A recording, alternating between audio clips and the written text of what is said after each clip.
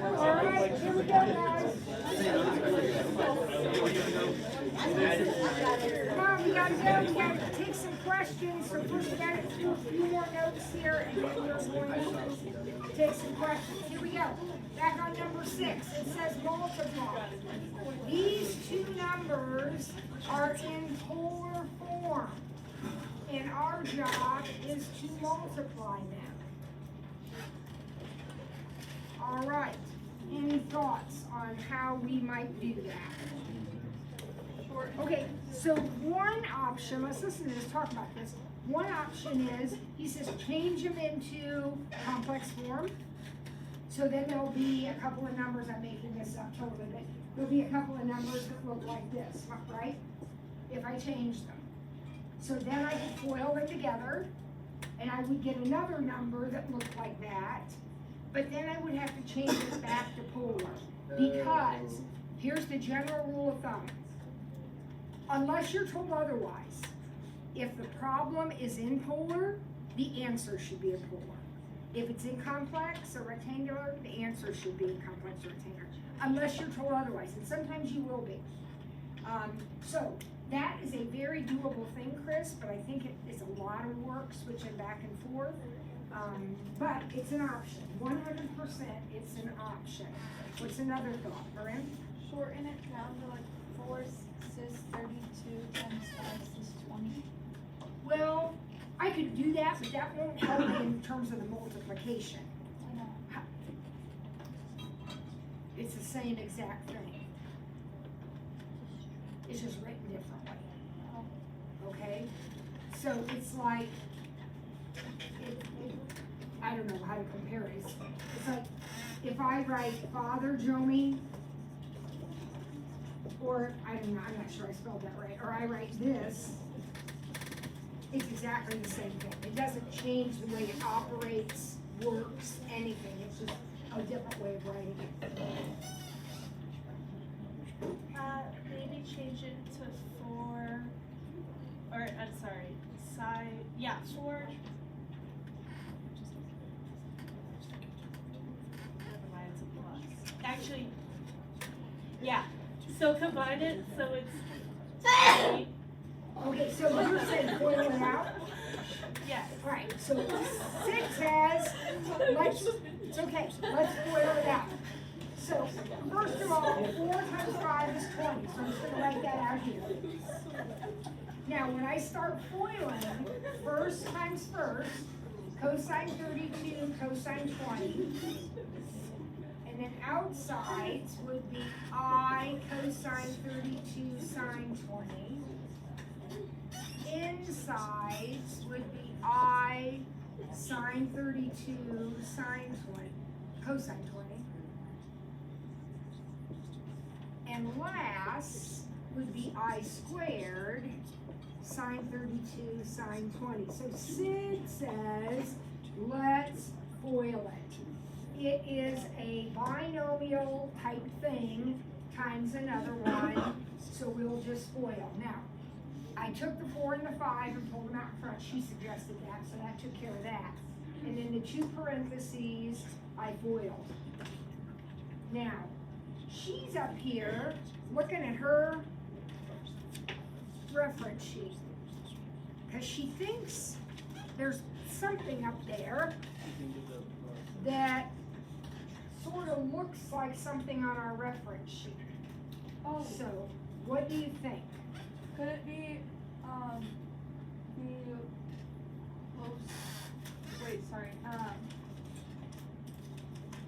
cosine, it'd be like the cosine plus sine, so it'd be like cosine of like u minus b. Okay, but actually, it's cosine minus sine, isn't it? What's I squared? 1. Oh. Okay. So we have cosine minus sine, which is the formula for angle plus angle.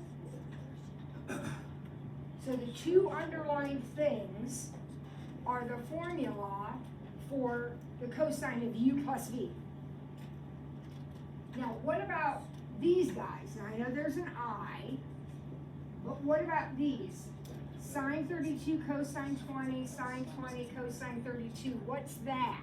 The sine of That's 32 the plus 20. sine of 32 plus 20.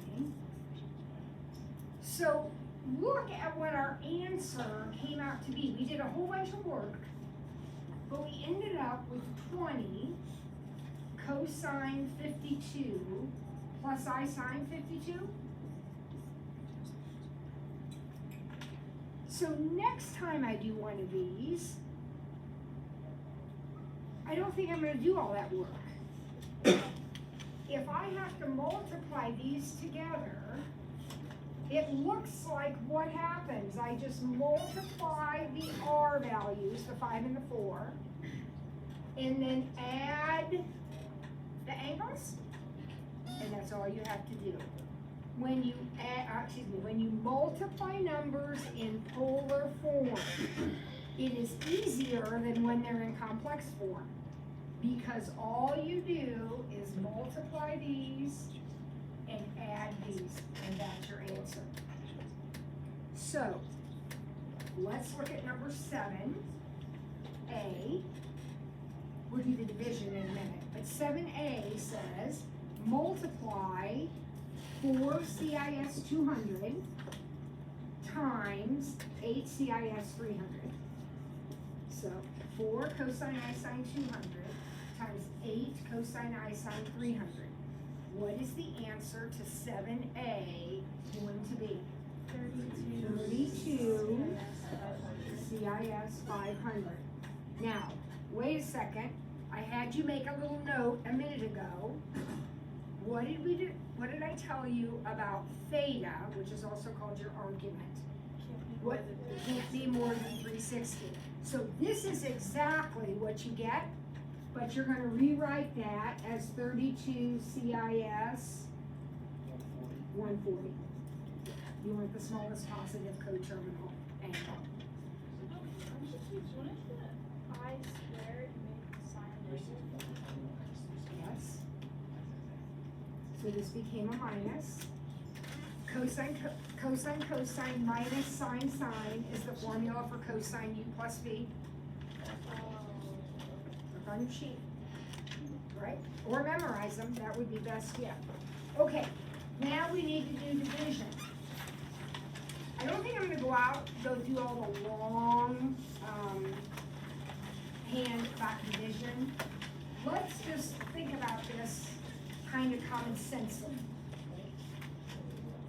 When I multiply two numbers in polar form, I multiply their R's and I add their angles. What do you think I do when I divide two numbers in polar form? I divide the R's and subtract the angles. So 7B says, let's take these same two numbers and let's divide them. So that is so easy. 1/2, yeah. So it's 4 CIS 200 over 8 CIS 300. We're doing that division. Okay, so we divide these. So 1/2, reduce. I'm just gonna say 1/2, that's my R value. Now, what is my angle going to be? 260. 200 minus 300 starts out as negative 100, but Sid was listening to me. It can't be negative. It's got to be between 0 and 360. So we'll rewrite that as 260. And there's the answer to the question. So actually, think about this for a second. If we were in rectangular form and we had to divide two numbers that were in rectangular form like this, what would you have to do? Multiply by the conjugate, do a ton of foiling, right? If you're dividing them in polar form, it is so much easier. You just divide the two R's, subtract the angles. That's it. Now, there's one more part to number 7, and that Z sub 1 with a bar over the top. And Z sub 1 is this one right here, okay? The bar over the top is notation for conjugate. So this means the conjugate. Imaginary numbers, complex numbers, numbers with i's, have conjugates, right? So, what is your gut feeling? Let's look at this for a second. Let's look at this guy for a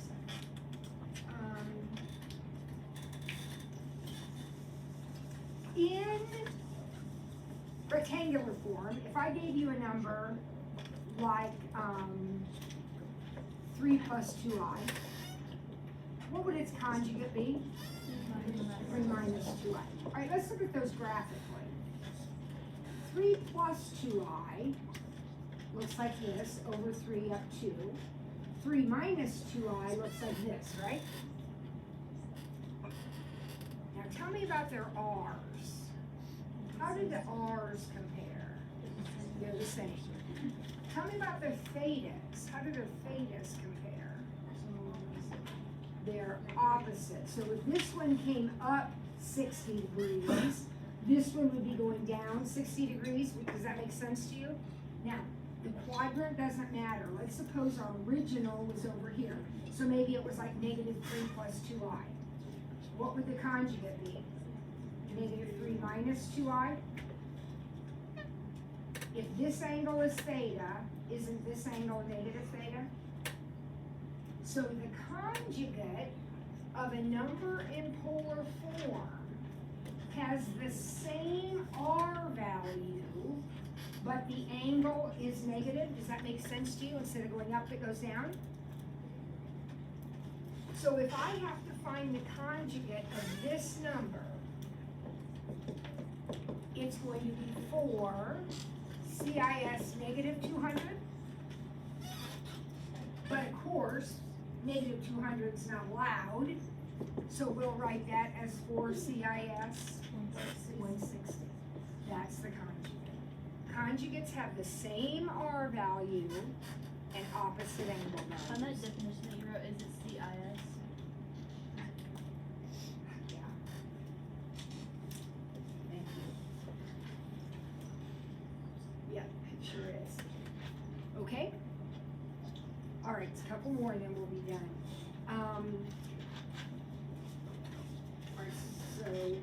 All right, what's the conjugate of Z sub 2? This is Z sub 2. So what would his conjugate be?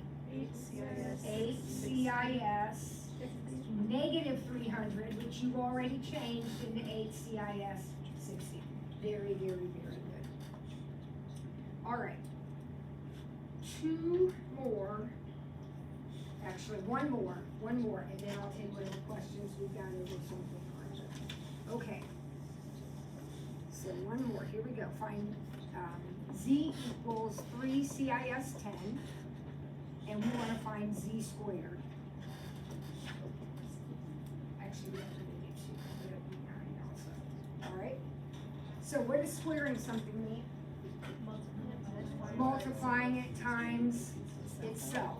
So this is like taking that times itself, right? And how did we say we were going to multiply numbers in polar form? Multiply the r's, so that'll be 9. And add the angles, so that'll be 20. Done. All right, what about the next one? 5 CIS 200. Now we want to cube that. So that would mean multiplying it by itself 3 times?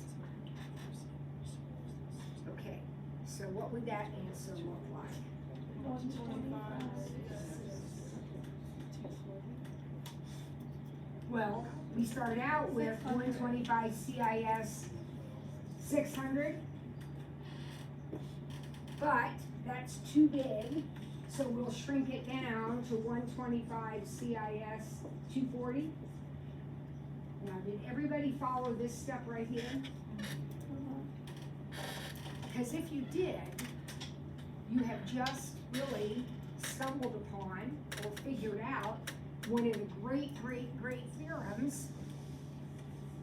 It's called de Moivre's theorem. And de Moivre's theorem says what? You tell me.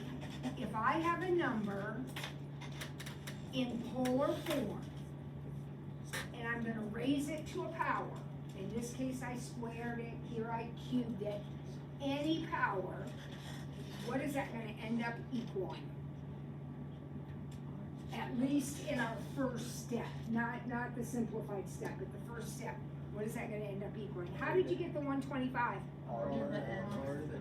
You did whatever your radius was, times itself however many times. So isn't that gonna be r to the nth? And then how did you get the 600? Theta. And theta, that's exactly right, that's de Moivre. So you can raise any number to, in whole form, to any power like this. Think about it in complex form, you guys. If you had something like -2 plus 7i, and you wanted to cube that, you can do it, but isn't that gonna take a while? But if I use de Moivre, it's like that. The only hitch is, if you're gonna use de Moivre, then your number has to be in polar form. Right, all right, so we're gonna stop there. And we'll finish this up tomorrow.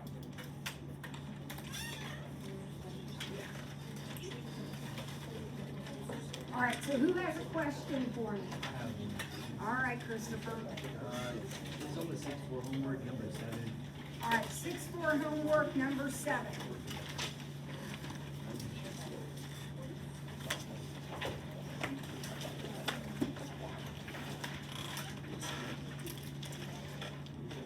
Tracking airplanes. The location given in polar coordinates of 2 planes approaching the airport are 4 miles at 12 meters. Okay, so I can draw that. 12 degrees would be like this, and that's 4, so there's 1. And then 12, starting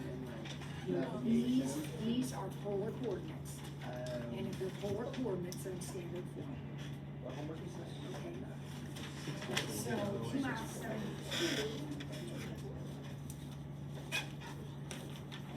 That's only 2 miles. Okay? So Chris, here are the 2 airplanes. Find the distance between them. So that's like this right here.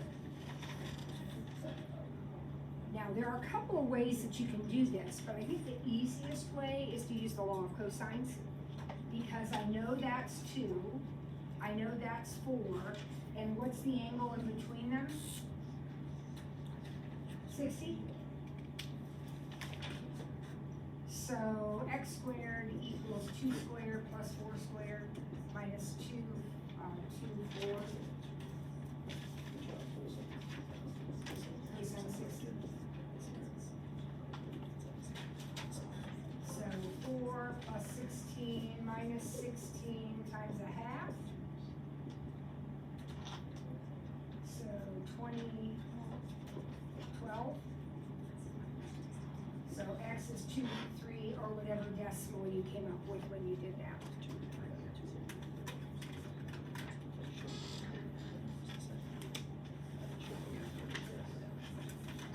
Okay. Can I ask a question on how to do something for our upcoming homework?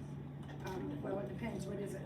Like on number 6, when we're graphing on this, like, On the polar coordinate plane? do we need to like do a T-chart and then follow through it, or like, What homework is this then? 6.5?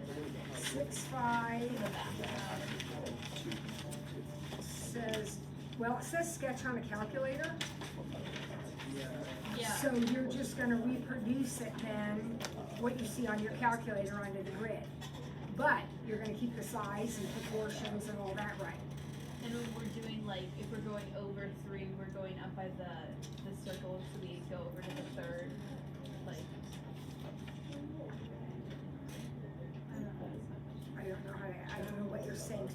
So graph it on your calculator, and whatever shape comes up on the calculator, draw that shape on your paper.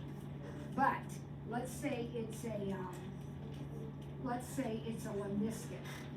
Draw it, and let's say it's situated on the x-axis like this, and the petals are 2. Make sure you're drawing it proportionally to what's on the calculator. So just draw the shape on the calculator, proportionally, on the grid. Okay. So if it's up 6, go up 6. Okay? Alright, so you're like the calculator, do all the work there. Okay. Alright, This is like a very basic question, but I just need help with like on 6.4, like number 2, when you have a like negative value. I'm just like, I don't know what it well, it depends if what's negative. If the angle is negative, you just go this way, like we always have with negative angles. If the R is negative, what do? It's a 180-degree change. So if it's in quadrant 4, it's gonna go back to quadrant 2.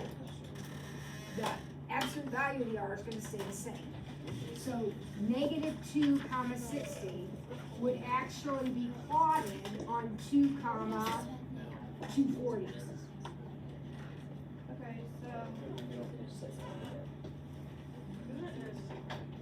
Okay, so you, like negative 3, negative 60. Would you plot that as So negative 3, negative 60 would be plotted at positive 3, 120. When the radius changes sign, the angle changes by 180 degrees. You see? How do you find a minimum R value? Well, like for what problem? It's number 3 on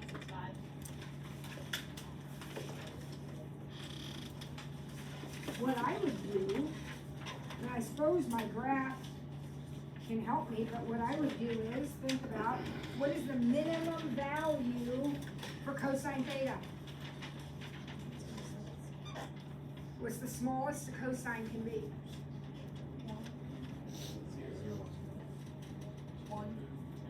Smallest a cosine can be. Think of your cosine curve. This is embarrassing. This is on video. The smallest a cosine can be is negative 1. So if cosine is minimized at negative 1, what would be the very smallest that R could be? Negative 1. 2 minus 3. Would it matter if that were a sine? Nope, because the minimum value of a sine is also negative 1. Now, maybe you can tell that from your graph, I'm not sure. But certainly you can do it, I would do it manually. Okay? Oh, I put the plate on the back table back there because, on the back desk, sorry. So we would have room for a pie. All right, speaking of which, tomorrow, please don't oversleep. Please don't forget to bring your, huh? We should bring in the lunch, or we should bring it with us. You can bring it with you.